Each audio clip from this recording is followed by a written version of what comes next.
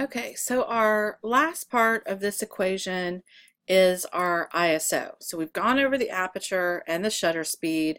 Those are two very important aspects when trying to get a good exposure. The last one that we have the control over is the ISO. And you may be familiar with this if you have done film photography before. You may know it at ASA, ISO. They're the same thing. One was an international standard and the other one is American standard, of how sensitive, first it was film and now it's the sensor, how sensitive your sensor is to light. And with film, we couldn't change that from frame to frame. If we bought 400 speed film, we'd have to shoot the whole roll at 400. So one of the big things that a lot of photographers enjoyed about the early digital cameras was the ability to manipulate that, to change that from one frame to another. So, and it is something, it's kind of the last thing I change usually. When I'm trying to get a good photograph, if I'm not getting a good exposure, then I will play with the ISO. I try to shoot on the lowest ISO I have. In some cameras, it's going to be 100. I don't know many that go below 100. But if you're photographing sports, you need to have what's called a faster film. And it's very closely related to your shutter in that it will allow your shutter to open and close faster, but actually record more light. So, but let's get on with this, and I'll explain a little bit more. So, typically, you can get to the ISO a couple different places. You can go through the menu button on the back of your camera, and also there's usually a shortcut, a little ISO button. Somewhere, on the back of your camera. And, when you get it from the factory, it's set to auto. And that's not actually bad. And depending upon what shooting mode you're in, you may not be able to take it off auto. Like some of the automatic and program won't let you play with it as much. So, really the time that you can change the ISO is when you're shooting in manual. And we are building up towards the manual in today's lecture. So you could have a various range. This is image or slide that I'm showing you is kind of an older one. Now you would definitely have 32. You might even have 6400. You might even have like a C1. That's usually referring to custom. You'd have to read your manual to see, because I'm not as familiar with those. Again, here's a different camera, and it'll always be in the shooting mode. This is controlling how our picture turns out. So any of the controls for exposure, getting to the date stamp and that kind of stuff is going to all be in all of this.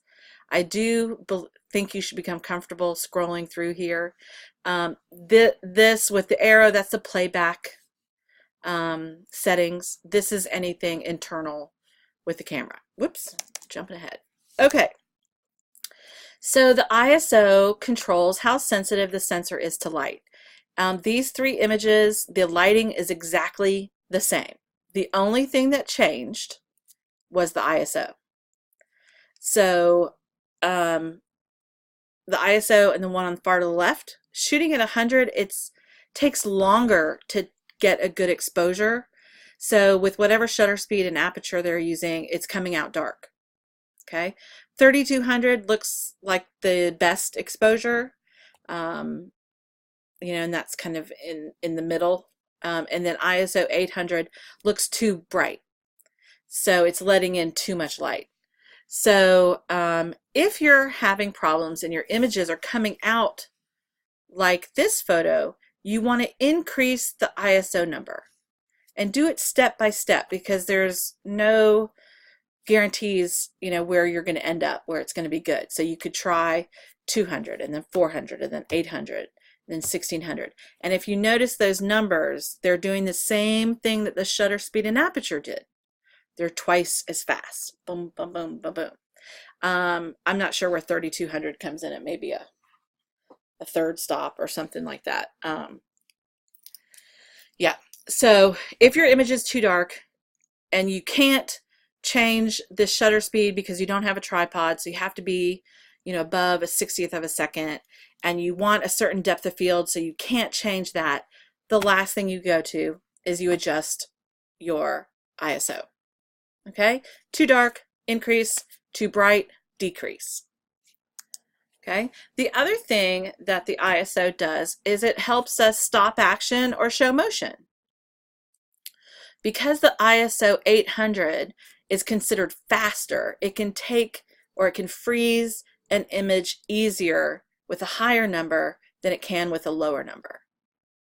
Okay, so this is not exactly the same Ferris wheel, but they're similar. Photographs look like they're taken, just as the sun is setting, and you can see such a difference. Now, which one is better? That's a personal opinion, and they're both fine photographs. But if you're trying to get stop action, you need to choose a higher ISO. If you're trying to show the motion and show light trails and things like that, and these people flinging, it looks like they're going a lot faster in the bottom image than the top, then you want a slower ISO. Okay, so on the last sheet on your worksheet is the ISO shooting, and we'll go over that. Just practice the effects that different ISOs give you. We'll show you. Here's part of the cheat sheet that's talking about the ISO. Again, it tells you the lower ISO numbers are less sensitive, so they take longer to make a good exposure. The one benefit is that they don't show what's called image noise. And we don't have grain in digital photography, but we have pixels. And so at a lower number, your pixels are less visible. At a higher number, you can see the noise. You can see the pixels. And I have some examples for you. But first, this image I got off the internet. Really, you can control how bright or dark your image is. And I think besides like these two and maybe this one, the others are fine. They can mean different things. This is kind of a more of a I love you, and this is kind of I'm sorry for your loss kind of picture. It's darker. And these are lighter, they feel more airy, they feel more pleasant. But again, this is what you should do on the worksheet, just kind of play with it. So here's a great example of, this is several photos of the San Francisco Bay Bridge. And you can notice at the 100, look how smooth that sky is. You don't see any pixel definition. It's, the bridge is the thing that's in focus. We got some nice long exposure, so the trail lights is good. And actually, we're getting trail lights in each one of these because cars just move over this bridge like crazy. But then as we increase our ISO, so does the noise. And noise is really just when a pixel can't read the information, and so it's stretched kind of beyond its ability, and we can just start to see some texture to it, basically. But sometimes you have to do what you have to do, and the only way you can get an image is shooting it at a high ISO. Then you have to suffer some of the consequences of using a high ISO. Ideally, though, you have a tripod and you can shoot no matter what lighting conditions at the lowest ISO. Okay, but if you don't have a tripod, you're going to deal with some grain. All right, it's just how it works. So this is really bad noise. You can see here the pixels are starting to change color. Again, it's because there's not enough brightness or color for the pixel to understand what we want it to do. So that's when you start seeing some random yellows and purples and blues. I Googled bad noise photographs, and this was one of them. Just super bad. You don't want to turn this one in. All right, so now we've got the three sides of the triangle going. I want to look at the worksheet really quick for the ISO. So let me get that open. Hold on just a minute.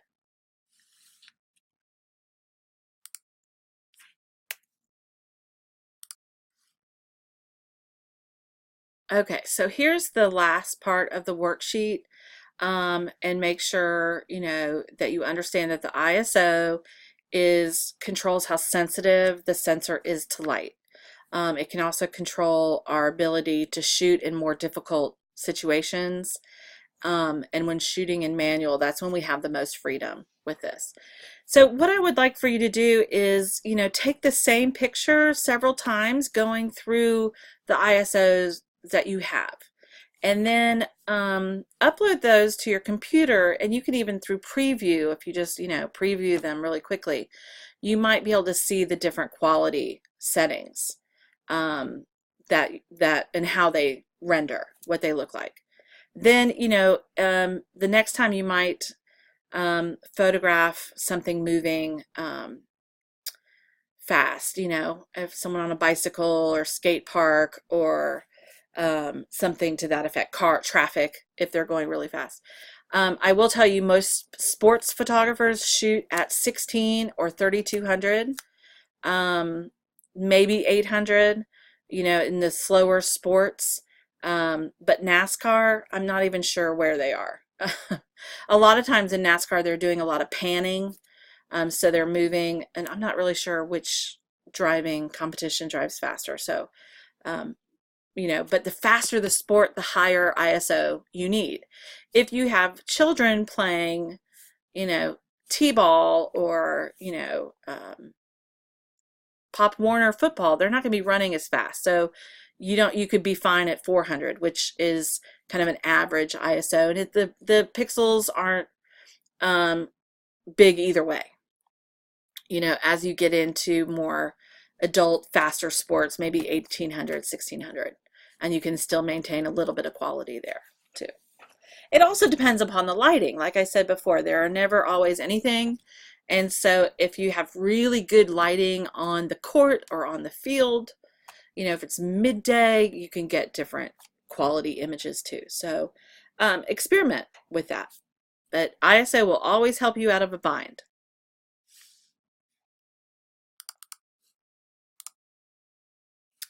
Okay, so that's the ISO. Now I want to talk to you guys about shooting in the manual mode. This is the more difficult option to be shooting in, but it's also the most rewarding because you have total control over everything. And you have to choose the desired aperture and the shutter speed to make the photograph look the way you want it to look. Now, the way we know if our settings are correct is by our light meter. And this here is a sample of the light meter. So when you move your dial to M, that is when you get the most controls over every aspect of your camera. And so you should play around with it for a little while before you really start shooting. But remember, the beginning of this, you need to learn how your camera works. So don't be afraid to take pictures but then delete them. You know, because you are just doing this in order to understand your material. Every artist does this, whether it's with paint, you know, drawing materials. They will test out many different things before they get into everything. So this is what we're doing. Okay, so we have to start paying attention now to the built-in light meter that comes with each one of our cameras. This built-in light meter will tell us an average exposure for what is in the view window. Okay, so and then we can move our shutter speeds and apertures until we get to the optimum exposure. Okay. Okay, so we control the light meter. Sometimes, you know, we have to open or close the aperture, and we have to speed up or slow down the shutter speed. Whoops.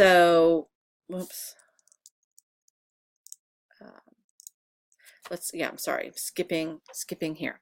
So most of your light meters, this is for Nikon or Canon. If you have a Sony or a Pentax or anything, Olympia or whatever, it's going to look similar to one of these. Now, you'll notice on the Nikon we don't have numbers, but the different shapes indicate 1 and then 2. And if it says positive, that means we have too much light. Okay, on the positive it means too much. Shoot. The negative sign means not enough. Okay, so depending upon where this is underneath here, and sometimes it moves way off to one side. Same with this, it moves. We have to get this into the center, and when there's only 1. That's our ultimate goal. So we move the aperture or the shutter speed accordingly. If we don't have enough light, we open up the aperture to make more light, or we slow down the shutter to add more light. Okay, so when you're on the negative side, you don't have enough light, you need more light. And how do you get that?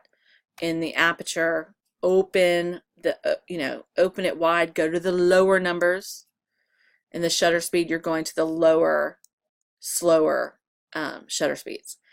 With if you're playing with your ISO, it's going to a higher number. Okay, so that's negative. You got to add light when it's negative, because pretend this is a 0. Okay, and so we're trying to get back to the 0. If you're on the plus side here, that means you have too much light. And so in that case, you close down the aperture, go to the higher f-stop numbers. Okay, if you're on 5.6, go to f8, f11, keep going until you get here, or you speed up your shutter speeds. Okay, and so if you're at a 60th of a second and that's too bright, you need to start going to 1/25th, 2/50th, 500, and therefore, and then therefore, and so on and so on. So and you will see, remember, you have half stops and quarters or third stops, so you just start to kind of rotate your dials, and eventually you'll get to 0. I will tell you though, in some cases, like if you were outside shooting and it's really bright, and then you go into a parking deck or into a very dark space, maybe even inside your house, the light is going to be totally extremely different. So you could be making slower movements, opening the aperture up to let more light into that dark, from coming inside and being in a dark room. But you may have to make drastic movements. So just keep going until you see this move. Okay, don't be scared of it being like all the way over here, and eventually it will kind of come back. But you will have to make sure that's the image you want. Okay, because once we start changing our aperture and our shutter speed, the photograph we take is actually going to look different, right? Based off of what we learned about the aperture and shutter speed. So you have to make sure that's okay. So sometimes you might come across an image and say, well, I want everything to be in focus, so I'm going to choose f16. So then you have to change your shutter speed until the mark gets under 0. And you have to deal whatever shutter speed that was. Other times you might be, oh no, I want a very shallow depth of field, and so I'm going to use a wide open aperture, which is a lower number, and you have to compensate by changing your shutter speed that way. Same thing with motion. You can choose the desired shutter speed and then find the correct aperture, but you're just the one moving the dial. The camera's not doing it for you. Okay. Now, you all have this metering option, and you have different ones to look at. The best one, I would say, is doing the matrix. This is I guess this is Canon. This is Nikon. So you have the matrix, you have center weighted, or you have spot. But really the matrix is, especially for those of you starting out, matrix is the best. As you move on, you can use the spot and make sure the one, there'll be a little dot or boxes or whatever. And you should put that box on what you want to be perfectly exposed. Okay, so for this week's assignment, which is lightness, darkness, I want you to shoot in manual mode. Okay, so no more relying on the aperture priority or shutter priority or the auto modes. This week, we're shooting in M. Now on the side of your lens, you're going to also see manual focus or autofocus. I want you to play with both, but really manual focus is more accurate. Your eyes are sharper than any computer inside of a camera. So I do suggest you do manual focus. Now if everything's turning out blurry, then go to autofocus, and because we do want our images to be sharp where they're supposed to be sharp. Okay, so I will continue on with more videos about what to shoot and edit for this week. All right.